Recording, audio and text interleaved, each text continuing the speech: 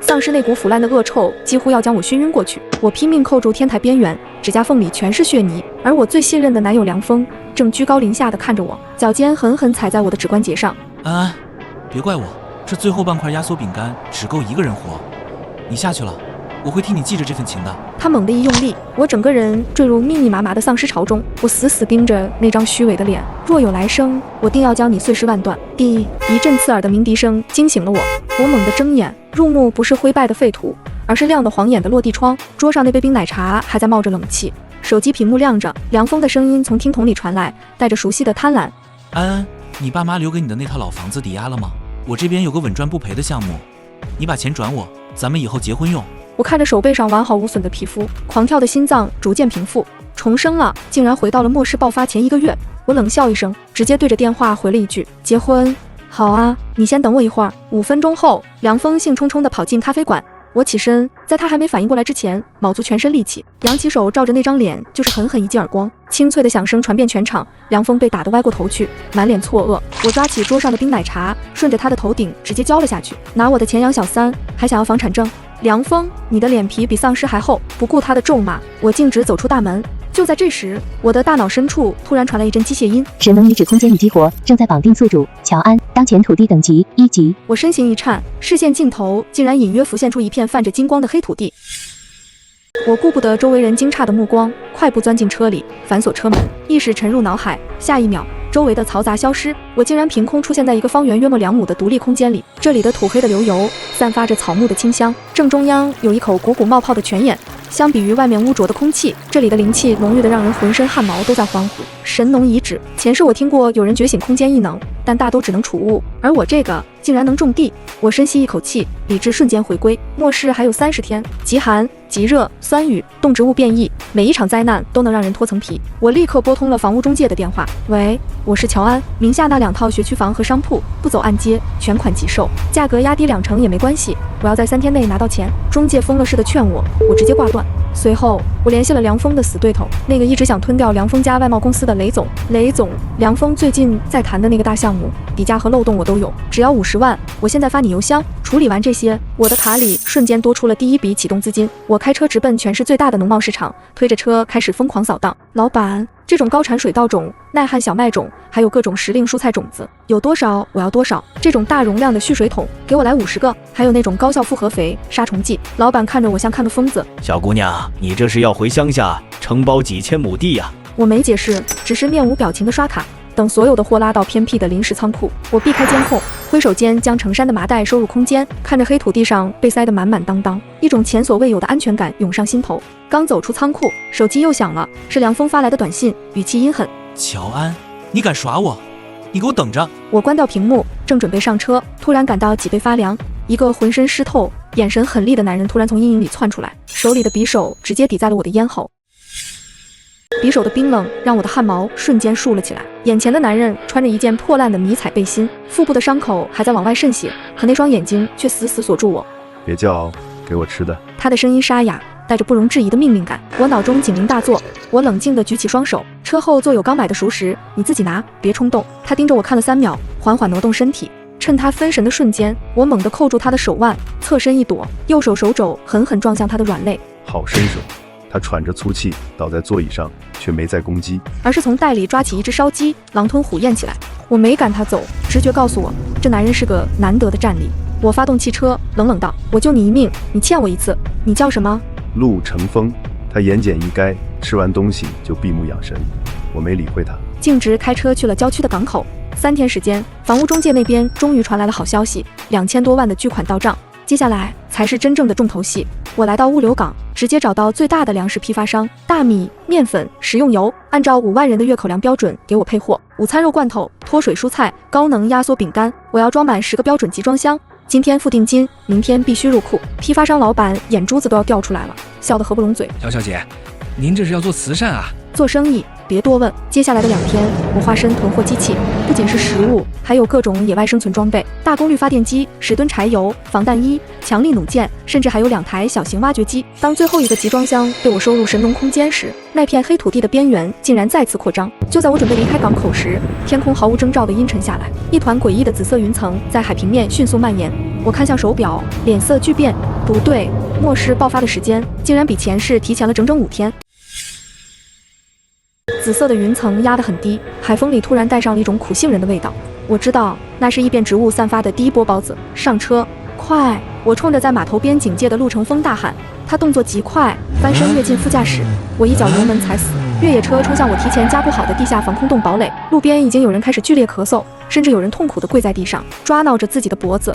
那是毒气，眼神凝重，是进化的序曲，也是人类的葬礼。我紧握方向盘，心跳如鼓。回到位于郊区的独立防空洞，我迅速按动机关，3层合金大门在厚重的机械声中缓缓关闭，将外界所有的混乱隔绝。这地方是我花了500万深度加固的，自带独立的循环通风系统和地暖，墙壁里灌了3层铅板。陆成风靠在墙边，冷冷打量着这个奢华的过分的地下堡垒。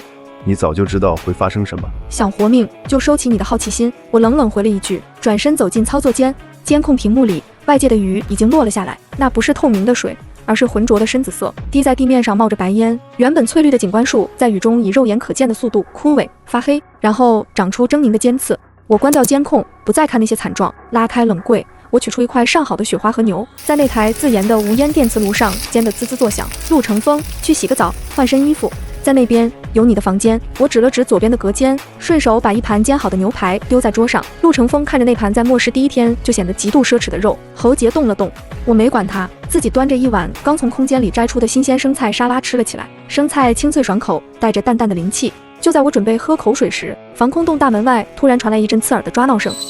救命！乔安，我知道你在里面，开门啊！是梁峰的声音，他竟然带着一群人摸到了这里。更诡异的是，监控画面里，梁峰的脖子上竟然长出了一朵诡异的紫色小花。梁峰疯狂地撞击着沉重的合金门，身边还跟着乔家的几个极品亲戚。我大伯乔大海正对着摄像头跳脚大骂：乔安，你这个丧良心的死丫头，有这么好的地方竟然自己躲起来，快给长辈开门，不然我出去告诉所有人，你这里有吃的。我坐在真皮沙发上，手里端着一杯温热的燕麦奶，冷冷地看着屏幕。乔安，我知道你恨我，但我现在真的快死了。梁峰哭得涕泗横流，指着脖子上的紫色小花，这东西在吸我的血，你空间里不是有灵泉吗？你救救我，我保证以后再也不找小三了。听到空间和灵泉2个字，我浑身的血液瞬间冷了下去。梁峰怎么会知道？前世他分明是在末世第3年才发现我的秘密，难道他也重生了？陆成风不知什么时候洗完澡走了出来，发梢还在滴水，腰间只围了一块浴巾。他扫了一眼屏幕，认识仇人。要杀了吗？不急，外面的毒雨会替我动手。我放下杯子，走到麦克风前，按下了外放键。乔大海，梁峰，想进来？可以。谁能把对方的腿打断，谁就有资格拿走这一箱面包。我声音冰冷，顺手通过传送口丢出一袋发霉过期的吐司。屏幕里原本还维持着虚伪亲情的几个人，目光在触及那袋面包的瞬间陡然变得疯狂。梁峰第一个冲上去，捡起地上的石头，狠狠砸向大伯的膝盖。哎呦，梁峰，你这个畜生！大伯，活命要紧，您就牺牲一下吧。可就在这时，原本枯萎的景观树林里突然窜出一道红色的残影，速度快得连监控探头都捕捉不到。啊！惨叫声戛然而止。我盯着屏幕，瞳孔骤缩，只见一个浑身长满红毛的怪物正死死咬住大伯的脖子，而梁峰竟然趁乱从怀里掏出了一个闪着红光的微型遥控器。乔安，你不让我活，那咱们就一起死。他狰狞大笑，猛地按下了按钮。轰！防空洞上方传来剧烈的震动。剧烈的震动让天花板上的灰尘簌簌落下，监控屏幕在一瞬间陷入了雪花点。我由于惯性猛地撞向墙角，意料中的剧痛没传来，一只温热且宽大的手掌稳稳地垫在了我的后脑勺。是陆成风，他单手撑墙，将我整个人护在怀里，眼神锐利如鹰。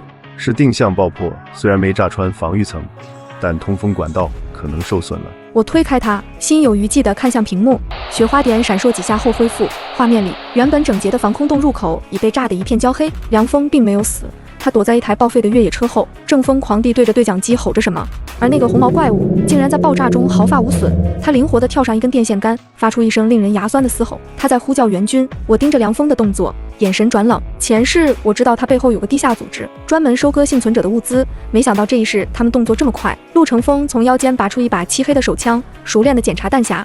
我去清理掉那个怪物。等等，我一把拉住他的胳膊，那是一片红圆，皮肤比防弹衣还厚。用这个，我心念一动，从神农空间里取出一捆用灵泉水浸泡过的弩箭，箭头在昏暗的灯光下泛着幽幽的冷光。陆成风瞳孔微缩，看我的眼神多了几分审视，但他什么也没问，接过弩箭，转身上了升降台。通过监控，我看到陆成风潜伏在通风口的狙击位，动作利落的像是一头潜伏的猎豹。他扣动扳机，弩箭破空而出，精准地扎进红毛怪物的眼球。嗷！怪物发出一声凄厉的惨叫，倒在地上疯狂抽搐，墨绿色的血液溅了一地。凉风下的屁滚尿流，顾不得捡起对讲机，手脚并用地爬进了远处的密林。外面的危机暂时解除，我却不敢松劲。陆成风回来时，身上带着一股散不去的硝烟味。他把弩箭递还给我，目光直勾勾地盯着我。你这些东西不是普通渠道能弄到的。乔安，你到底是谁？我避开他的视线，径直走到吧台后，从空间里取出一篮子刚摘下的鲜红草莓，草莓上还带着晶莹的露珠，甜香瞬间盈满了整个封闭的地下室。在这个世界生存，知道的越少，活得越久。我洗了一颗草莓，塞进嘴里，清甜的汁水在味蕾炸开，补充着我刚才过度紧绷而消耗的体力。陆成风沉默了，他看着那篮子在末世爆发第一天就极其罕见的草莓，眼神里闪过一丝复杂的情绪。半晌，他自嘲地笑了笑，抓起一颗草莓丢进嘴里。你说的对，只要你有吃的，你就是这废土上的女王。我没接话，而是将意识沉入神农空间。因为刚才成功击退了怪物，空间竟然再次升级了。原本2亩的黑土地已经扩张到了5亩。更神奇的是，泉眼旁边多出了一个小石槽，石槽里流出的不再是普通的灵泉，而是散发着淡淡绿光的生长精华。我当即决定实验，我将几粒西红柿种子种下，滴入一滴精华。短短几分钟，翠绿的芽尖破土而出，疯狂向上攀爬，开花结果，一颗颗的西红柿挂满枝头，每一个都有拳头那么大，散发着诱人的果香。陆成风，去把那边的空地开垦出来，我要种点硬通货。我指着防空洞内一处用来停放备用车的空地说道。虽然我有空间，但在外面总要有个掩人耳目的地方。我打算在这里搞个微型垂直农场，用空间的土和精华培养第一批适应末世环境的作物。陆成风效率极高，虽然他觉醒的是雷系异能，但这会儿干起农活来也毫不含糊。然而，就在我们忙着建设秘密基地时，防空洞的报警器突然发出刺耳的红光。监控里原本被雨水淹没的街道，竟然在极短的时间内结了冰，气温正在以每分钟下降2度的速度狂降，极寒提前到来了。室外温度已经跌破了零下80度，监控探头覆盖了一层厚厚的白霜，画面变得模糊不清。虽然防空洞里有地暖，但我依然感觉到一股刺骨的寒意顺着大门的缝隙往里钻，这不科学，温差跳跃太大了。他脱掉背心，换上了厚重的作战服，神色凝重。我顾不得解释，立刻从空间里取出几袋高能量的黑巧克力和几瓶热可可，又搬出2个大功率的电暖器塞到他手里，去把通风口堵上一半，留下循环口就行，别让冷空气把我们的幼苗冻死了。他在寒风中忙碌，而我则蹲在刚开垦出的土垄旁。在这种极端气温下，普通植物根本无法生存。我咬咬牙，将空间里积攒的半瓶生长精华全部稀释，喷洒在这些幼苗上。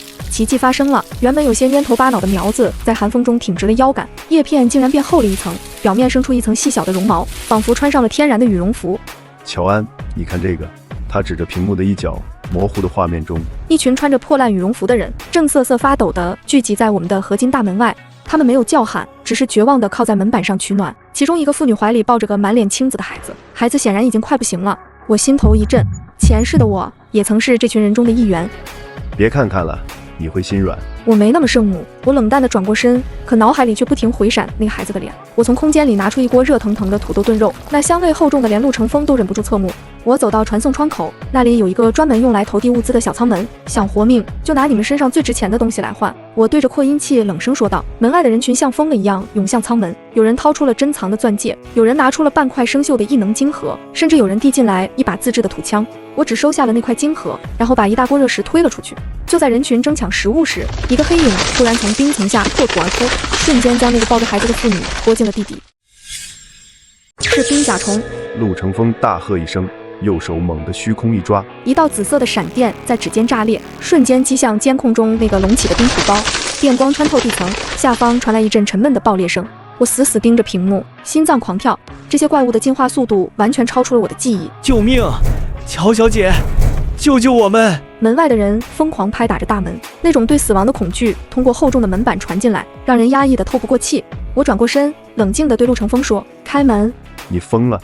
外面起码有30号人，只要门一开，他们会把你这里抢得渣都不剩。我开的是侧门，而且我从吧台下抽出一支特制的催泪喷雾，眼神里透着一股狠劲。只有让他们知道这里有希望，他们才会成为我们农场的第一批人肉围墙。陆成风，我要组建自己的势力，而不仅仅是躲在这里等死。侧门开启的一瞬间，刺骨的寒风裹挟着冰霜灌了进来。我站在高处，手里握着弩箭，声音冷如寒冰。想活命的，按我说的做。生火，搬运沙袋，补强防御层，谁敢乱动一下，陆成风的闪电会瞬间送他去见阎王。陆成风配合的在半空劈下一道雷响，震得所有人肝胆欲裂。这群被动的半死的幸存者，在食物和暴力的双重威慑下，竟然真的开始有序工作。我给他们每人发了一碗热稀粥，这些在末世前随处可见的食物，此刻却成了他们效忠的契约。然而，就在一切逐渐步入正轨时，我突然感到空间一阵剧烈的震动。我意识到不对，意识立刻进入空间，却发现原本平静的泉眼竟然变成了血红色，泉水边竟然长出了一颗长着人脸的诡异蘑菇，它正对着我，发出了凉风的声音。乔安，你以为躲在龟壳里就安全了吗？蘑菇上的脸扭曲变换，正是凉风那张阴魂不散的嘴脸。我的主人已经锁定了你的坐标，那个空间根本不属于你这种低贱的女人。我猛地一挥手，一道精神力化作利刃将蘑菇削碎，但凉风的笑声依然在空间里回荡。现实世界中，警报声再次疯狂大作。乔安，快看雷达！他的语气第一次带上了惊恐。监控画面中，极寒的荒原尽头出现了密密麻麻的火光，是装甲车的探照灯。一支全副武装的私人武装编队正朝着这里挺进，领头的车顶上赫然印着一个黑色的太阳标志，是黑日组织。陆成风咬牙切齿地吐出4个字：他们是专门猎杀空间异能者的。凉风把你的信息卖给他们了。对方显然不打算谈判，第一轮炮火直接在防空洞顶端炸开，整个堡垒剧烈摇晃，几个刚收拢的幸存者被震碎的石块压在下面，惨叫连天，把门焊死。准备战斗！我从空间里疯狂往外搬运重机枪和弹药箱。陆成风冲到门口，双目赤红，周身雷光如蛛网般蔓延开来。他回头看了我一眼，眼神里满是绝望和决绝。乔安，如果待会儿门破了，你往空间里躲，别回头。轰！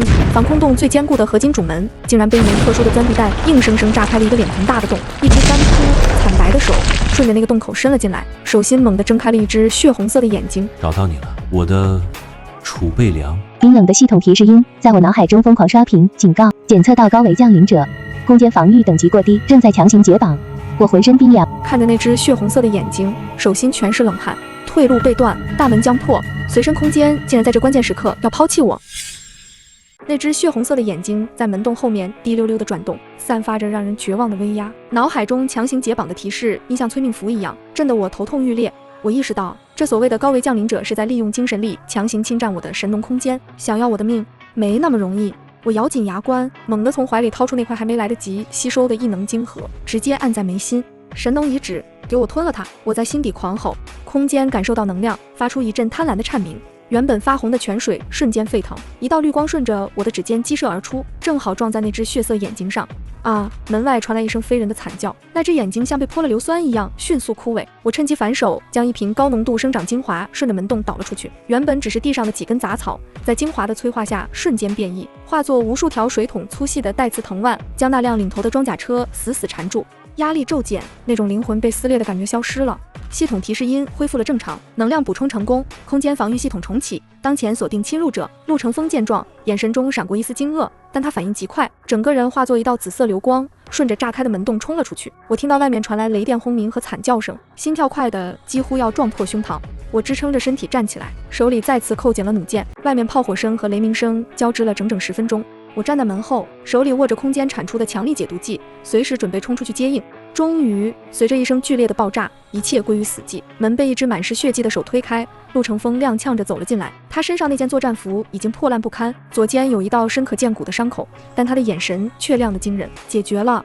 他随手丢进来一个黑色的对讲机，那是从黑日组织首领身上拽下来的。他们低估了你那些变异藤蔓的威力，被我全歼了。我没说话，立刻上前扶住他。他的身体烫得惊人，雷系异能透支后的虚脱让他几乎无法站稳。我直接将他带到基地的医疗区，从空间取出灵泉水和止血草药，动作麻利地为他清理伤口。乔安，你刚才用的不是简单的异能。陆成风靠在墙边，声音沙哑，带着一丝审视，那些植物就像有生命一样在听你指挥。在末世，活下来的手段越诡异越安全，不是吗？我冷冷回道，将敷了草药的绷带用力一勒。陆成风疼得闷哼一声，却突然笑了。那是他第一次露出这种带着点野性的笑容。我没理会他的试探，而是走到那个被炸开的门洞前。外面的雪地上躺着几十具尸体，那辆重型装甲车被我的藤蔓搅成废铁。我深吸一口气，开始盘算接下来的路。黑日组织只是个开始，我这里的香气已经引来了最贪婪的饿狼。清剿完战场后，我在那群武装分子的包裹里翻出了不少好东西，几箱军用罐头，2支新型步枪，还有一份皱巴巴的周边势力分布图。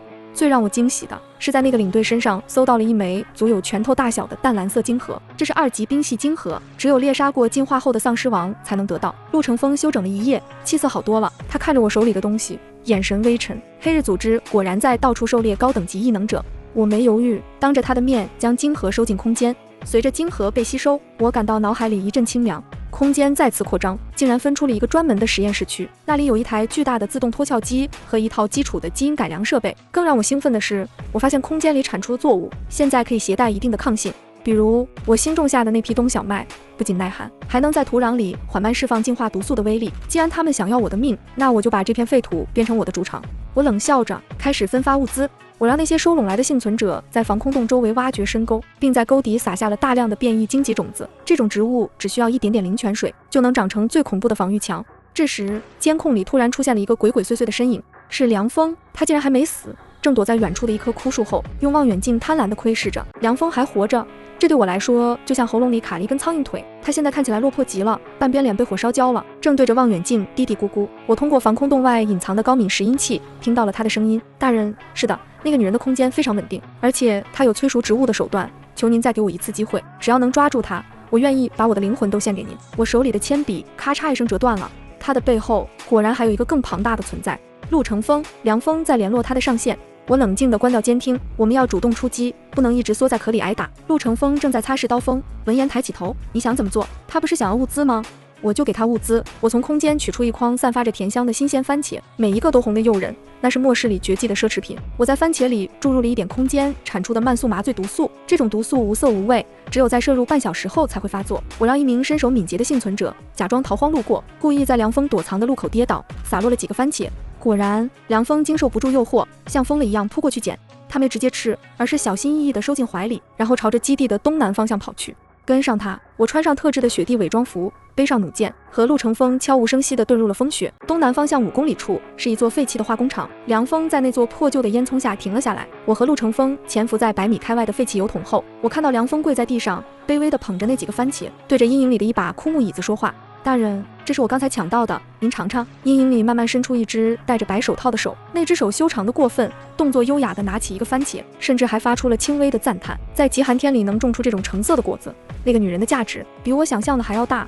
随着那人走出阴影，我屏住了呼吸。那是一个穿着笔挺西装、戴着单片眼镜的年轻男人。在这个污浊的末世里，他干净的像是一个刚参加完宴会的绅士。他是审判者，黑日组织的真正高层。陆成风压低声音，语气里满是忌惮。他的异能是控制植物，刚好是你的克星。话音刚落，那个绅士突然停下了进食的动作，他优雅地擦了擦嘴角，目光猛地射向我们藏身的方向。乔安小姐，既然带了礼物来，为什么不亲自出来打个招呼？紧接着，大地开始剧烈震动，无数根粗壮的漆黑树根破土而出，像巨蟒一样朝我们的藏身处缠绕过来。那些黑色的树根散发着一股令人作呕的血腥气，每一根上面都长满了细小的吸血口。这根本不是正常的植物，而是用人血浇灌出来的嗜血怪兽。散开！陆成风大吼一声，双手猛地按地，一道雷环以我们为中心炸开，暂时阻断了树根的进攻。我的滚翻躲开一节缠绕过来的藤蔓，回手就是3枚弩箭，弩箭上涂满了高强度的生长抑制剂，射入树根后，原本疯狂蠕动的植物竟然出现了一瞬间的萎缩。咦！绅士发出一声轻疑，他推了推单片眼镜，眼神变得狂热，竟然能研发出抑制我血疼的药剂。乔安，你果然是个天才。凉风坐在一旁，看着这阵势下的瑟缩，却还不忘叫嚣：乔安，你死定了！大人的血藤无物不吞，你就乖乖求饶吧。我根本没心思理会这个跳梁小丑。我感觉到神农空间对这些血藤有着天然的厌恶感。陆成风，帮我挡住3分钟。我直接盘膝坐地，意识瞬间进入空间。我将所有的生长精华全部汇聚到泉眼中，拼命催动空间里的种子。这一次我种下的是空间升级后刚解锁的净世青莲，虽然只是几枚幼苗，但当它们被我实体化召唤出来的瞬间，一股清盛的香气冲散了化工厂的恶臭。青莲出现的瞬间，原本狰狞的血藤像遇到了天敌一样，竟然开始瑟缩后退。绅士的脸色变了，他优雅的伪装终于撕开了一条缝。他猛地一挥手，大批黑衣人从化工厂残骸后涌出，手里的步枪喷吐着火舌。陆成风，保护好乔安！我大喊。陆成风此时就像一座杀神，雷光在他周身形成了一道屏障，子弹射入雷幕，瞬间就被熔毁。他一刀挥出，紫色的刀芒将冲上前的几个黑衣人拦腰斩断。我趁机控制青莲根茎向下延伸，两股植物系力量在地下开始了疯狂的博弈。青莲内圣洁的绿光所过之处，污浊的血藤纷纷净化瓦解，化作一股股精纯的能量被神农空间反向吸收。不，这不可能！你是从哪里得到的这种植物？绅士终于慌了，他尖叫着试图撤回血藤。想走，晚了。我猛地睁开眼，双瞳中隐约有一抹绿意闪过。我操纵着青莲的藤蔓，直接将那个绅士死死缠住。那些藤蔓不仅束缚了他的身体，还在吸取他体内的异能。啊！绅士惨叫着，原本年轻的面孔以肉眼可见的速度变得苍老。凉风见势不妙，爬起来想跑，却被陆成风眼疾手快的一道闪电击中了双腿，惨叫着栽倒在雪地里。战斗结束的比预想中要快。那个高傲的绅士此时像一张皱巴巴的橘子皮，瘫在地上动弹不得，眼神中充满了恐惧。别杀我！黑日组织不会放过你的，我是他们的主教。他虚弱的求饶。我冷冷地看着他，主教，在我眼里你只是个不错的肥料。我示意陆成风把他拖回基地，这种级别的异能者肯定知道很多关于末世爆发的内幕。至于凉风，我走到他面前，他正拖着断腿疯狂求饶。安安，我是被逼的，都是梁家那群人，是他们逼我去联络黑日的，我心里一直只有你啊。凉风，你的戏演得太烂了。我拔出匕首，在他惊恐的注视下，直接挑断了他的手筋。前世你推我入丧尸群的时候，可没说你心里有我。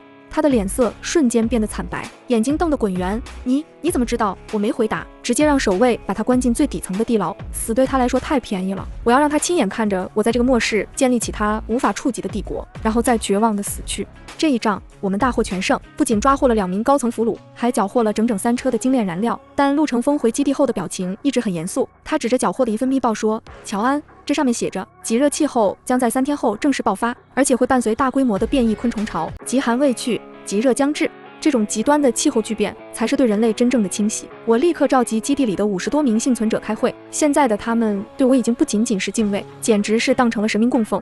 我们要把所有的通风口封死，并加装2层隔热层。另外，所有人必须在3天内把基地的储水箱全部填满。我冷静地下达命令。陆成风带人去加固物理防御，而我则一头扎进了神农空间。空间吸收了绅士的异能量后，再次发生了质变，土地上空的太阳虚影变得更加真实，甚至分出了阴阳2块区域。阴区清凉，适合种植避暑作物；阳区灼热，居然能自动提炼太阳能金块。我利用空间实验室紧急培育出了一批降温草，这种草生长极快，贴在墙壁上能有效降低环境温度，而且它的浆液是天然的防虫剂。乔安，你看外面！陆成风满头大汗地跑进来。我走到监控前，只见原本覆盖着积雪的大地竟然在以一种诡异的速度融化，空气中升腾起阵阵白烟，远处的树木在热浪中剧烈摇晃，然后呼的一声自燃起来。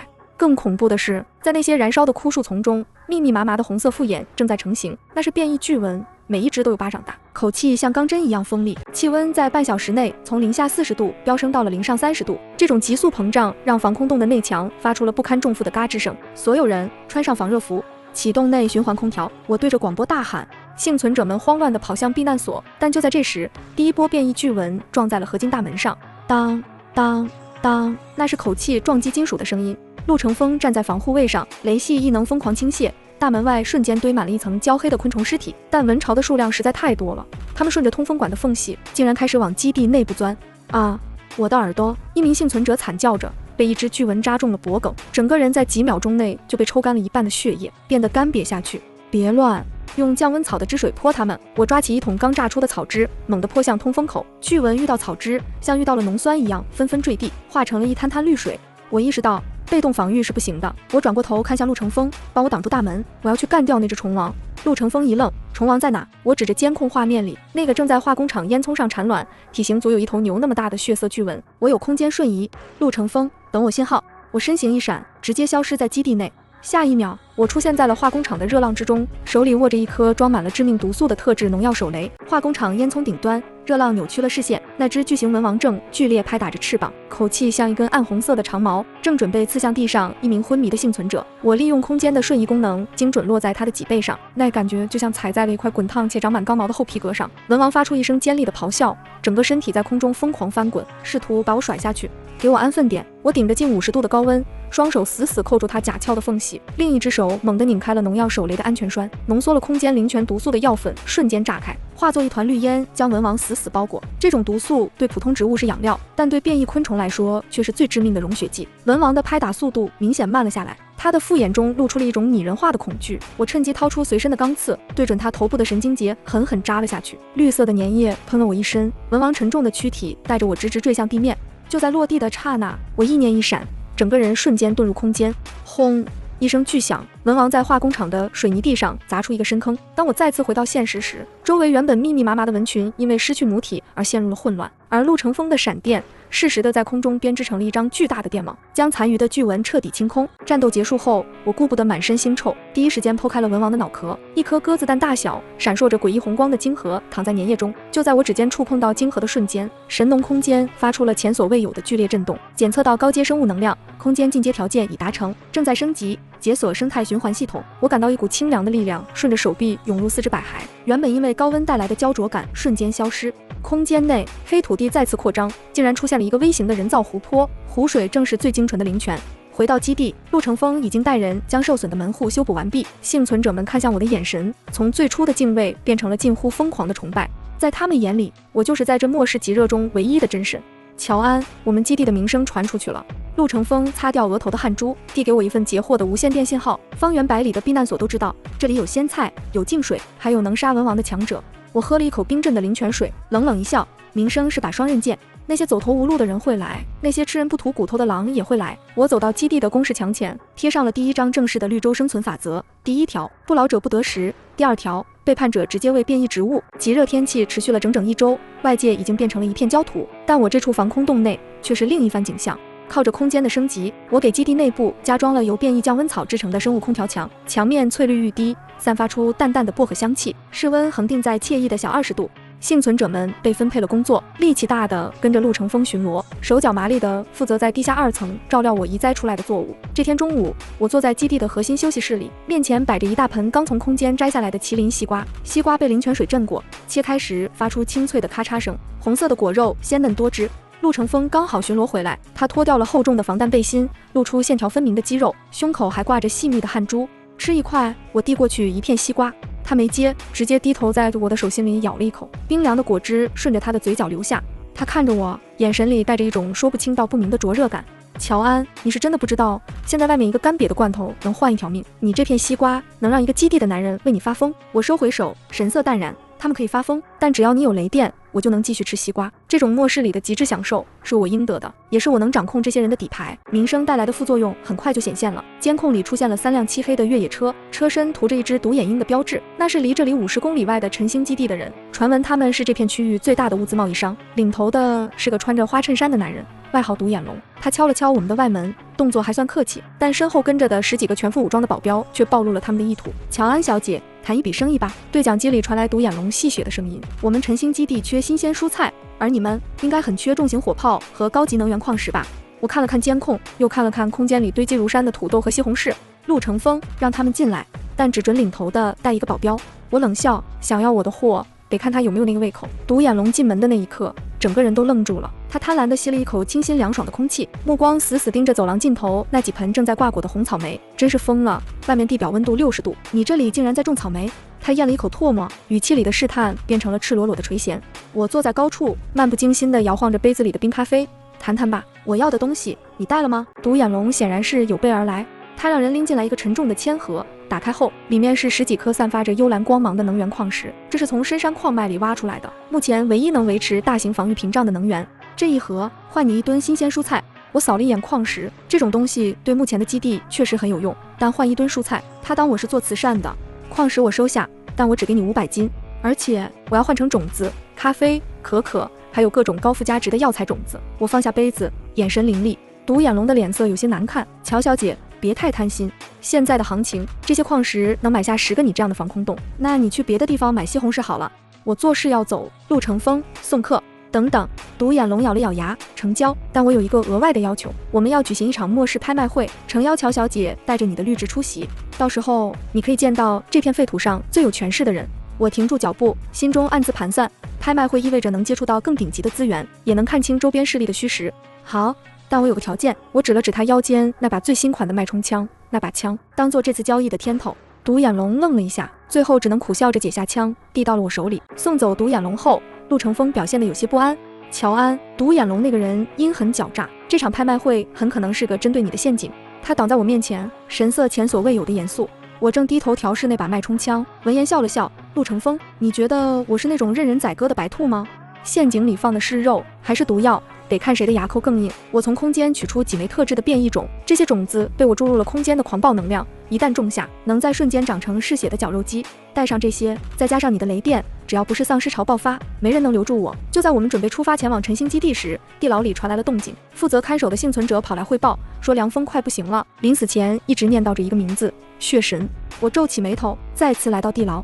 阴暗潮湿的隔间里，凉风蜷缩在角落，身体已经干枯得像一段朽木，他的皮肤下似乎有什么东西在疯狂蠕动。乔安，你就不了这个世界？他猛地抬起头，眼睛里已经没有了眼白，全是浓稠的黑色。血神教已经盯上你的神农遗址了，他们就在拍卖会上等着你。话音刚落，他的胸腔竟然瞬间炸裂，一只血红色的飞虫破茧而出，直冲我的面门。陆成风反应快如鬼魅，指尖一弹，一抹细碎的电弧瞬间将那只红虫击成齑粉。凉风倒在地上，彻底断了气。血神教，我念叨着这个名字，心里的危机感愈发浓重。为了应对未知的威胁，我决定在那之前给基地所有人提升一次战力。我从空间里挖出了一批灵泉水浸泡过的变异红薯，这种东西能极大的增强人体的耐受力。当晚，陆成风在基地的浴室里清理身上的灰尘。为了节省水源，基地的用水还是受限的，唯独他的浴室，我特意接通了空间的一处溢流口。我进去送新研发的隔热作战服时，看到他正站在喷头下，水珠顺着他线条深邃的脊背滑落，热气升腾。他的肌肉因为长期的紧绷，呈现出一种极具爆发力的美感。他看到我进来，并没遮掩，反而转身看向我，眼神深沉如海。如果你真的要去，我会死在你前面。他的声音有些低哑。我把作战服放下，走到他面前，指尖轻轻划过他所鼓出的一道伤疤。陆成风，我不需要你死，我要你活着，看我怎么把那些所谓的神踩在脚底下。我反手取出一片冰镇西瓜，塞进他嘴里。在这一片死寂的末世中，这种冰凉的甜腻是我们之间唯一的温存。准备工作就绪，我带上了陆成风和4名最精悍的异能者卫队。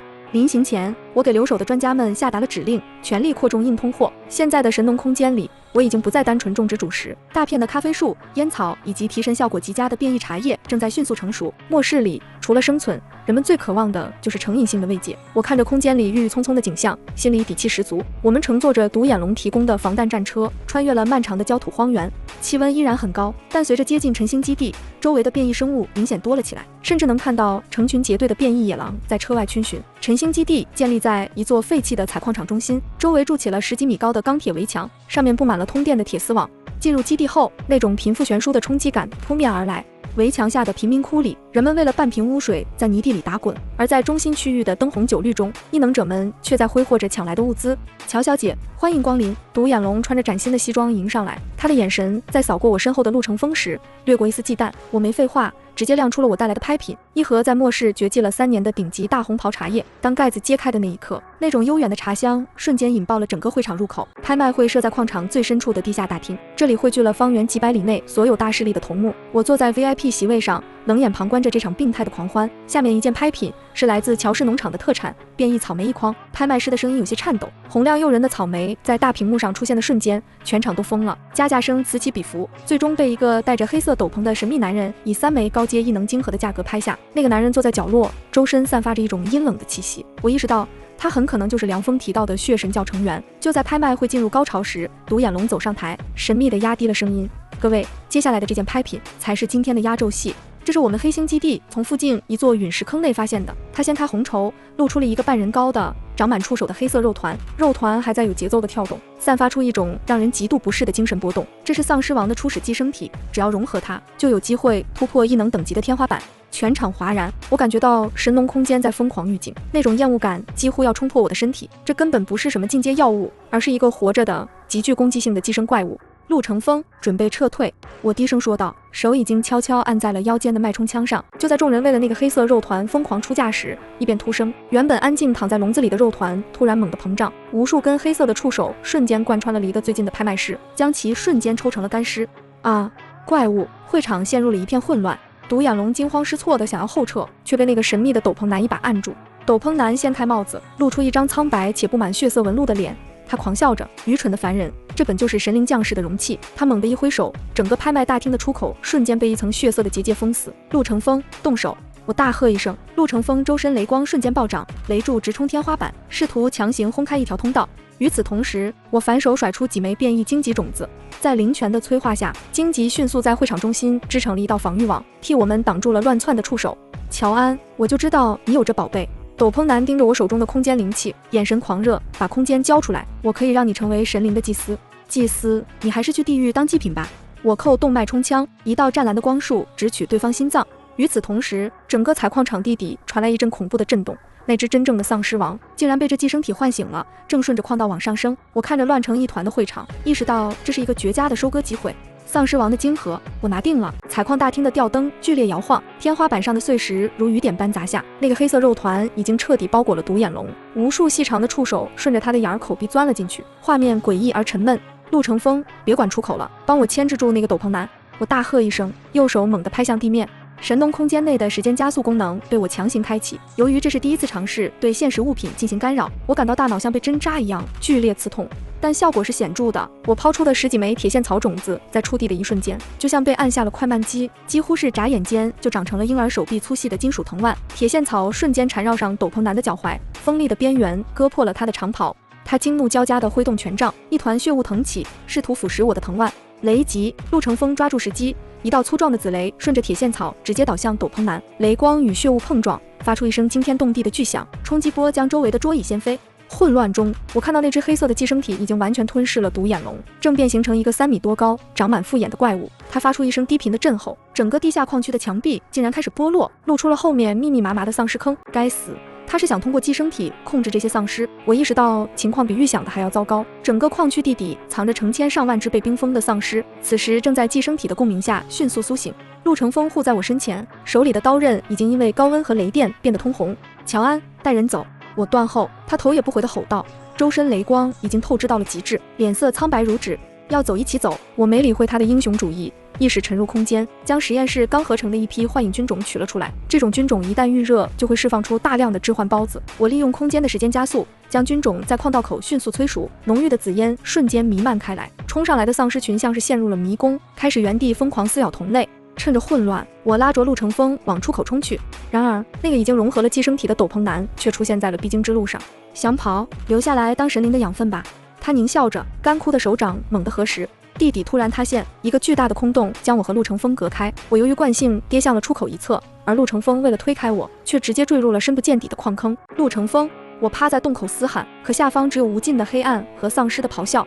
别白费力气了，乔小姐。斗篷男悬浮在半空，身后的寄生体触手不断蠕动，它会被神灵慢慢消化，而你将是我献给黑日总部最好的礼物。几个黑衣守卫围了上来，手里拿着专门对付异能者的麻醉枪。我死死盯着幽深的矿坑，手指深深嵌入了泥土里。理智告诉我现在必须撤退，只要我活着，就有救他的机会。我猛地抬起头，眼神冷得像冰。我没有反抗，而是顺从地举起双手。就在他们靠近的一瞬间，我启动了空间转移。一阵眩晕过后，我出现在了矿场外5公里处的雪原，这里是我预留的逃生点。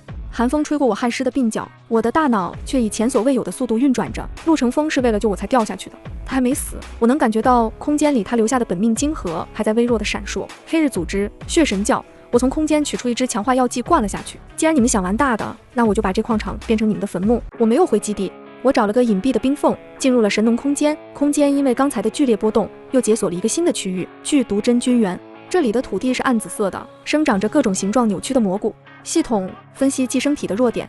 我坐在实验台前，眼神清醒的可怕。分析中，目标属于硅基寄生体，极度厌恶强碱和高温酸性腐蚀。我冷笑一声，开始调配药剂。我将空间出产的腐蚀蘑菇与灵泉水混合，又加入了我从凉风体内提取的抗原。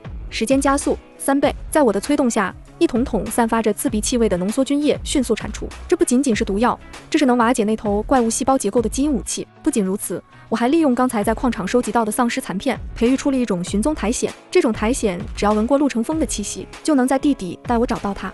3个小时后，我重新装备整齐，背着特制的喷雾器，手里握着空间产出的破甲弩。我趁着夜色再次潜入了采矿场。夜晚的采矿场死寂得如同墓地，唯有矿井深处不时传来阵阵令人毛骨悚然的咀嚼声。我将寻踪苔藓撒在地上，那些细小的绿色颗粒迅速在冰冷的石板上蔓延，指引着我向矿井最底层的实验室前进。避开了几波巡逻的黑衣人，我潜入了通风管道。透过栅栏，我看到了令人心碎的一幕：陆成风被吊在半空，四肢被粗大的血色触手贯穿。那个斗篷男正站在他面前，手里拿着一根导管，正试图从他体内抽取雷系异能。真是不错的电池。斗篷男陶醉地感叹着，等把你抽干了，再把你扔给丧尸王，这完美的循环就完成了。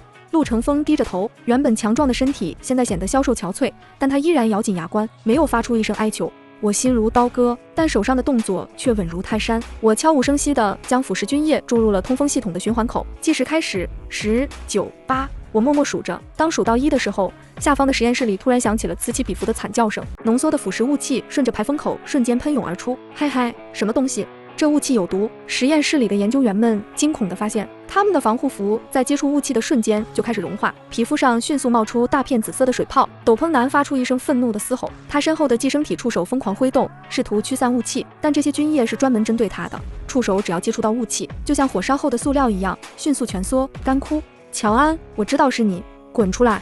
我猛地踹开通风窗，整个人顺势滑下，手里的破甲弩连发3箭，弩箭带着高浓度的中和剂，精准地射中了束缚陆成风的4根触手。噗噗，触手应声断裂。我一跃而起，在空中接住了坠落的陆成风，顺势滚向实验台后。乔安，你不该回来的。陆成风虚弱地睁开眼，声音轻得像纸。废话少说，喝了它。我直接把一瓶纯净的灵泉生长液灌进他嘴里，他的身体猛地一颤，原本枯竭的异能在这股强效生命力的补充下开始疯狂回升。一道微弱但坚韧的雷电在他指尖重新闪现，杀了他们，给我把他们撕成碎片。斗篷男气急败坏的尖叫，失去理智的他竟然直接将自己的身体融入了那个巨大的黑色肉团。瞬间，一个长满了百颗人头的肉山在实验室中央隆起，肉山底部伸出无数长满倒钩的利爪，疯狂朝我们抓来。这东西已经失控了。我冷静地拉起陆成风，右手猛地拍向地上的水泥缝隙，神农空间全面催化。我直接将空间里最后的一批嗜血藤种子全部撒了出去。在时间加速的加持下，这些藤蔓不再是慢慢生长，而是像绿色爆炸一样，在几秒钟内铺满了整个实验室。嗜血藤与寄生体肉山在窄小的空间里展开了最原始的厮杀。藤蔓钻进肉山的缝隙，疯狂吸取它的能量，肉山则撕碎藤蔓，喷溅出带有腐蚀性的毒液。陆成风，趁现在轰掉顶部的承重梁。我指着天花板。陆成风心领神会，他深吸一口气，全身的雷光在一瞬间汇聚成一柄巨大的雷剑，带着毁灭性的威压直冲而上。给老子信号吧！轰隆一声，整个地下建筑开始崩塌，头顶的岩层大面积塌方，巨大的石块将那个惨叫的肉山生生埋在了地下。我抓着陆成风的手，利用空间瞬移，在碎石彻底封死通道前，险之又险地逃到了地面。我们瘫坐在雪原上，看着远处的采矿场中心塌陷成一个巨大的深坑，尘土飞扬。那种令人压抑的精神波动终于彻底消失了，结束了。陆成风喘着粗气，转过头看着我，他的脸上满是灰尘和血迹，但眼神却前所未有的温柔。还没，这只是个开始。我扶着他站起来，看向远方天际线下隐约出现的武装直升机群，黑日组织的救援部队到了。我冷笑一声，从空间取出2辆性能最强悍的雪地摩托，既然他们想要物资，那我们就回基地送他们一份大礼。陆成风点了点头，翻身上车。我们在风雪中疾驰，我的脑海里不断回想着刚才在实验室硬盘里拷贝的数据。那些数据显示，这场所谓的末世，竟然是一个名为黑日集团的跨国财团为了筛选完美基因而人为制造的一场病毒实验。所谓的血神教，不过是他们的实验观察员。回到基地时，所有的幸存者都整齐地等在门口，看到我们平安归来，人群中爆发出了震耳欲聋的欢呼声。我没有沉浸在喜悦中，而是直接带着基地的核心团队进了会议室。黑日组织的真相已经查明，我们不是在对抗灾难，而是在对抗一群疯子。我将拷贝的投影投射在墙上，画面上展示了黑日集团在全球分布的实验基地，以及他们后续的进化计划，利用变异昆虫巢和极热气候，彻底清除掉非异能者的幸存者。那我们该怎么办？乔老板，我们听你的。大家群情激愤，我们要建立自己的秩序。我看向窗外绿意盎然的垂直农场，他们想用饥饿和灾难统治世界，那我就用食物和生命力来重建世界。从今天起，基地更名为绿洲，我们要向全人类广播真相。陆成风站在我身边，语气坚定，我会是绿洲最坚硬的盾。接下来的2天，整个基地进入了超负荷运转。我利用空间的时间加速，大批量产出能净化水源的草种，并通过无线电台向方圆几百里的幸存者发送。我们在废土上撒下的不仅仅是种子，更是反抗的火种。随着真相的传播，周边大大小小的避难所纷纷响应。黑日组织派出的几波渗透小队还没靠近绿洲，就被愤怒的幸存者们联手缴获了。神农空间也因为这些正向能量的反馈，迎来了最终阶的进化。原本模糊的边界彻底消失，空间内部形成了一个完美的微型生态圈。甚至我发现自己可以将空间里的清新空气和生命气息通过特定的植物释放到外界。基地的垂直农场现在已经不需要我亲自动手，自动化程度极高，变异小麦亩产惊人，且富含能提高人体免疫力的微量元素。乔安，黑日集团的总部长官亲自给你发了私密信件。陆成风拿着加密版走进来，神色古怪。我接过一看，上面只有一句话：乔小姐，你拥有神赐的恩典，不该与这些残次品为伍，加入我们，或者迎接神灵真正的怒火。信件的末尾附带了一张气象卫星云图，图中显示一股史无前例的超大规模变异风暴正在太平洋上空成型，目标直指我们所在的内陆区域。我随手将信件揉碎丢进垃圾桶，转头看向陆成风，通知所有人准备迎接大场面。我们的农场也该换换新口味了。基地外的天空呈现出一种诡异的深紫色，厚重的云层像煮沸的柏油一样翻滚。那股所谓的超大规模变异风暴比预报中来的还要快。我站在防御塔顶端，风刮在脸上生疼。陆成风正带着守卫队加固最后的能量屏障，每一块从黑日组织缴获的能源矿石都被嵌入了阵法核心。乔安，气压下降得太快了，这不是自然现象，是有人在操纵大气能量。陆成风跳下高台，抹了一把脸上的汗，眼神中满是担忧。我紧紧握住手里的探测器，不仅是气压，我能感觉到神农空间里的灵泉也在剧烈波动，仿佛在感应某种同类的呼唤。他们想用这场风暴抹平绿洲，那我就给他们建一个永远吹不散的壳。我闭上眼，意识进入空间，将所有的生长精华汇聚到一批特殊的种子上面，那是空间进阶后新产出的定风螺。这种植物的根系能深入地底千米，分泌出的粘液能将疏松的土层变成比合金还硬的建筑材料。我挥手间，数以万计的定风螺种子顺着基地的排水系统洒向四方，在3倍时间加速的催化下，原本荒芜的基地外围瞬间拔起了一圈由深绿色藤蔓交织而成的巨大生化护盾。风暴终于撞击在了定风螺组成的护盾上，巨大的震动让基地的地下室都剧烈摇晃起来。我通过监控看到，护盾外的砂石被风速削成了利刃，将坚硬的岩石都磨成了粉末。但我的定风螺在生长精华的滋养下，枯萎1寸就生长2寸，死死锁住了基地的每一寸土地。乔安，你简直是个奇迹！陆成风看着监控里岿然不动的基地，眼里满是震撼。我没有放松，因为我看到风暴中不仅仅有砂石，云层中开始坠落下无数绿色的粘稠液滴，那竟然是黑日集团研制的生化酸液。这种液体专门腐蚀植物组织，定风螺的叶片开始大面积枯萎。既然你们要玩基因对抗，那我就奉陪到底。我冷笑一声，闪身进入神农空间的基因实验室。我取出一份定风螺的样本，又加入了我从那只寄生体肉山上提取的抗酸性组织，融合、改良、批量复制。在空间的超高效运作下，仅仅10分钟，我就研发出了第2代抗酸定风螺。这种新植物不仅不怕酸液，甚至能吸收酸液里的能量，转化为自身生长的动力。当我将新种子再次撒出时，原本焦黑的护盾瞬间焕发出诡异的紫光，开始反向扩张。风暴被我的护盾挡住了，但基地内部却出现了意想不到的危机。乔安，医疗室出事了！通讯器里传来负责人的惊呼。我飞速赶往医疗室，只见几名原本受轻伤的幸存者，此刻正痛苦地蜷缩在地上。他们的皮肤下隐约能看到某种细小的发着蓝光的线条在游走，像是活着的电路。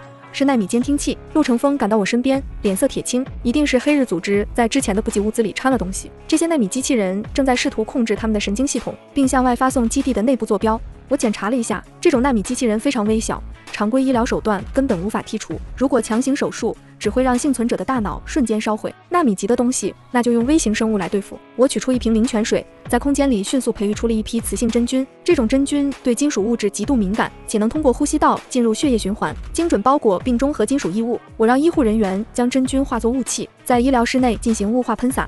不到片刻，那些幸存者便开始剧烈呕吐，吐出来的竟是一团团包裹着蓝色光点的灰色粘液。基地内的坐标泄露被及时阻止，但我知道这只是黑日组织渗透的冰山一角。乔安，我们不能总是被动防御。陆承风看着那些被剔除出来的内米残骸，眼神里闪过一丝狠厉。刚才我顺着这些内米信号的反馈路径，定位到了黑日组织的一个秘密前哨站。那个前哨站就在风暴眼中心不远的一座废弃信号塔下方，他们在那操纵风暴。我立刻意识到了重要性，如果不毁掉那个核心，这场人造风暴能吹到地老天荒。我们带上了一支最精锐的小队。陆承风负责正面突破，而我利用空间的隐匿模式，将所有人包裹在一层无形的生命气息中，避开了沿途密密麻麻的变异昆虫探测器。信号塔周围布满了高压电网，10几个穿着外骨骼机甲的守卫正在巡逻，那是黑日的执行者部队，每个人的战力都接近3阶异能者。陆承风低声提醒，我没说话，只是从空间取出了几朵外形酷似蒲公英的麻醉草。这种草的种皮被我加固过，能轻易穿透外骨骼的缝隙。我控制着空间的微风，将蒲公英轻轻吹向巡逻队。那些守卫甚至没感觉到疼痛，就在行走中一个接一个的软瘫下去。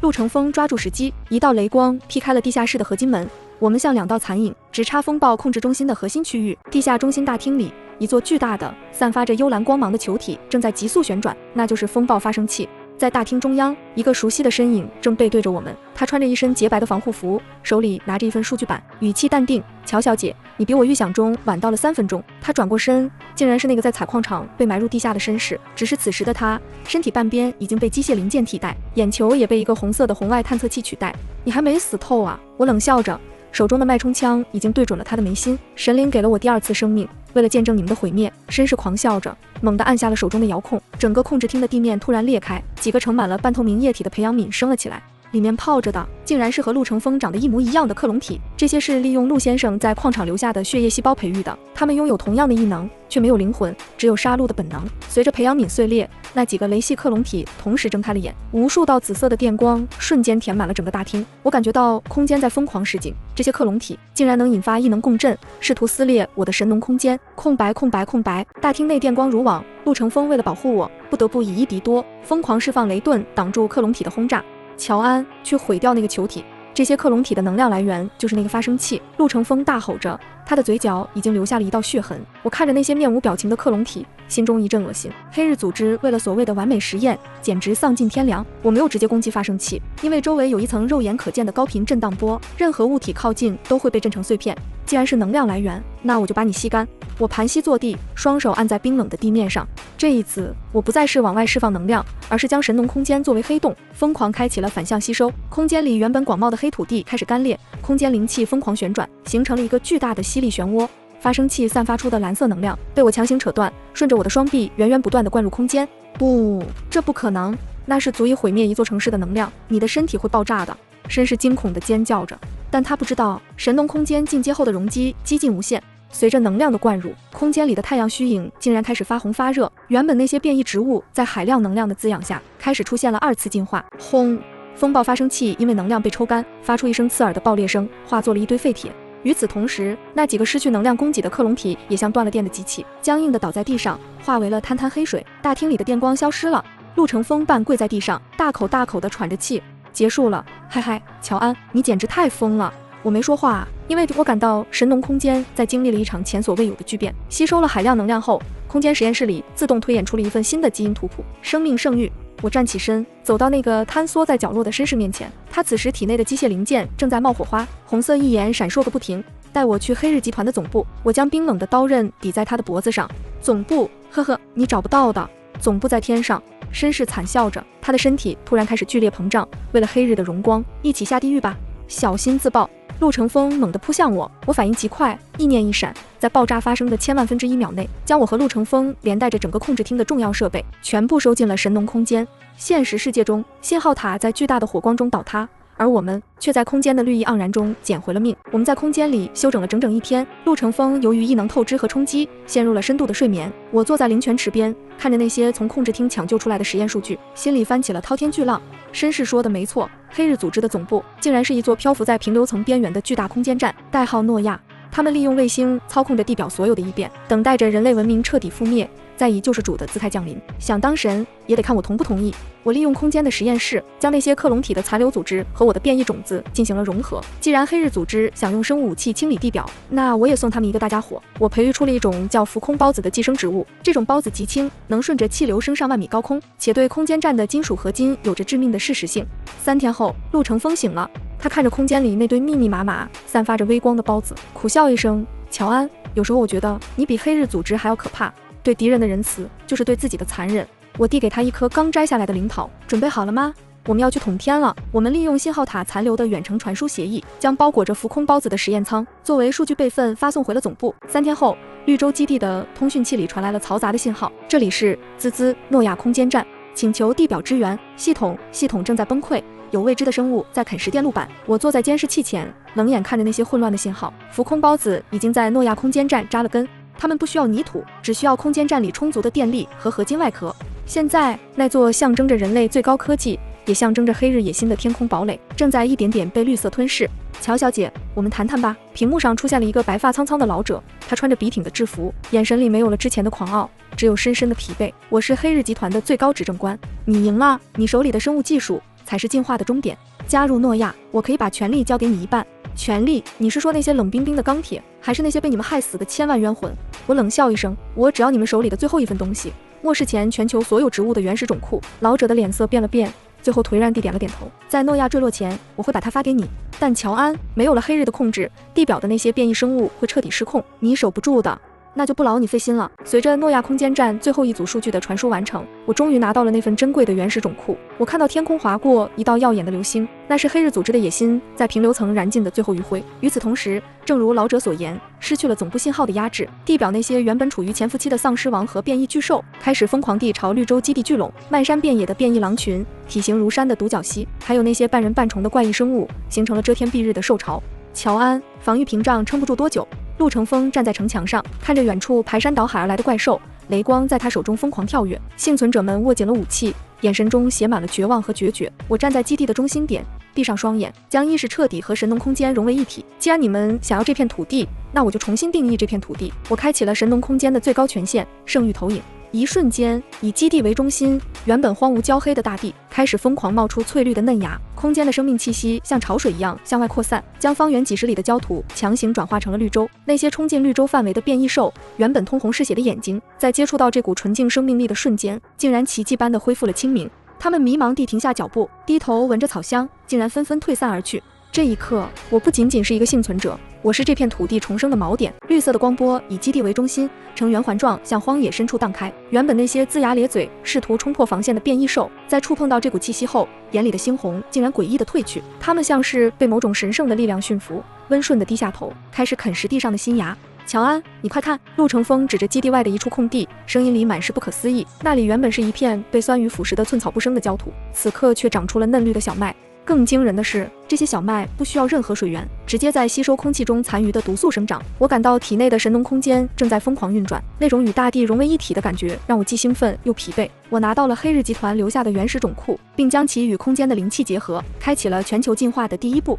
然而，就在幸存者们欢呼雀跃时，天空尽头突然裂开了一道巨大的缝隙，一架漆黑如墨的巨型飞行器从云层中探出头来。它不像诺亚空间站那样笨重，而是像一只灵活的猎鹰。那是黑日集团最后的底牌，由最高执政官亲自率领的审判者号。乔安，你以为进化了地表就能赢吗？执政官苍老的声音通过无线电全频段广播。如果没有黑日的基因锁，这些植物最终会失控，把全人类都变成肥料。审判者号悬停在绿洲上空，它并没有发动炮击，而是投下了无数个透明的圆柱形容器。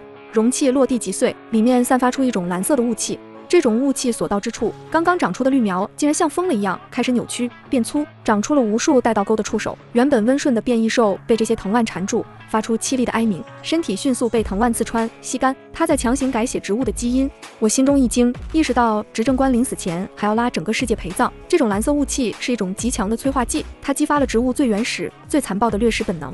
不到片刻，基地外围的绿洲就变成了一片恐怖的绞肉场。陆承风立刻带着卫队反击，雷电狂暴地劈向那些发疯的藤蔓，但藤蔓生长的速度太快了，割断一根长出10根，甚至顺着合金城墙往上爬，试图勒死守卫。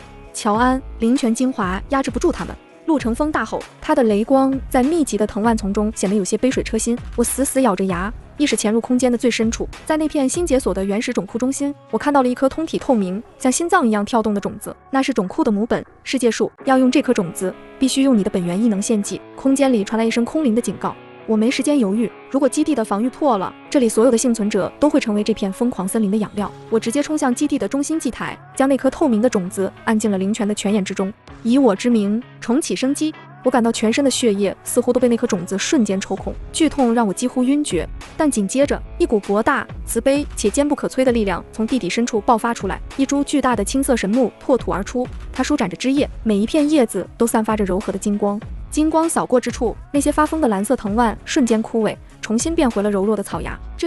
这是神迹吗？基地里的幸存者们纷纷跪倒在地。半空中的审判者号显然也没料到这种变故，执政官愤怒地咆哮着，命令飞行器开启了最终的等离子毁灭炮。星号吧，卑微的农夫。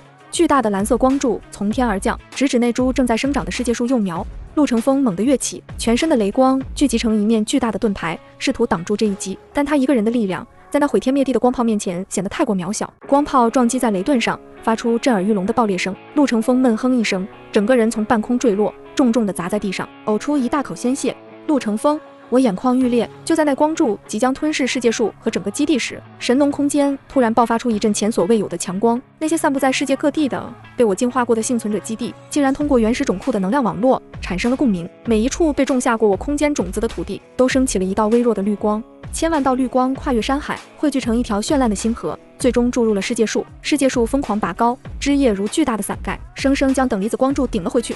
不，这不可能！乌合之众的力量怎么可能抗衡科技？执政官绝望地叫嚣。我支撑着身体站起来，在那股庞大能量的反馈下，我的异能等级瞬间冲破了天花板。我看向审判者号，眼神冷冽如冰。科技是为了延续文明，而不是毁灭生命。执政官，你的时代结束了。我猛地一挥手，世界树的万千根系顺着半空扎进了飞行器的引擎室，瞬间将其动力系统彻底瓦解。审判者号冒着滚滚浓烟，轰然坠落在远处的荒原上，火光冲天，象征着黑日集团在这个世界上最后的爪牙被彻底拔除。基地外，那片恐怖的变异森林彻底安静了下来，世界树的虚影渐渐融入大地，留下一颗通体翠绿的晶核，漂浮在基地的上空，持续释放着温和的净化波动。我跌跌撞撞地冲向陆成风，他躺在弹坑里，气息微弱，双臂布满了细密的伤痕。别死，陆成风，你答应过要看我建立绿洲的。我颤抖着从空间取出一整瓶纯度最高的生长原液，滴进他的嘴里，原液顺着他的喉咙流下，绿色的光芒修复着他破损的内脏。良久，他终于缓缓睁开眼，嘴角勾起一抹虚弱的笑。乔安，你现在真的是女王了。我没忍住，眼泪砸在他的鼻尖上。这一战我们赢了，虽然基地满目疮痍，但每一个人眼中都闪烁着前所未有的光亮。那天晚上，大家在废墟上架起了火锅，锅里煮的是刚采摘的鲜菜，那种带着烟火气的清香传出去了好远好远。接下来的1个月是绿洲基地扩张最快的时期，没有了黑日组织的干扰，地表的变异兽在世界树栖息的压制下，大多退回了原始森林。我将原始种库里的种子分批培育，并通过陆成风组建的飞行队撒向全球各个幸存者聚居区。陆成风的伤势恢复后，性格变得温和了许多。他每天除了训练守卫队，最多的时间就是陪我在空间的试验田里锄地。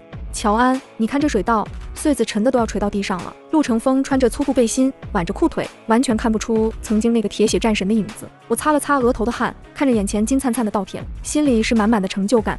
陆成风，我打算建立一个全球农业联盟，我们要让每一块土地都重新长出粮食，让每一个人都能吃饱饭。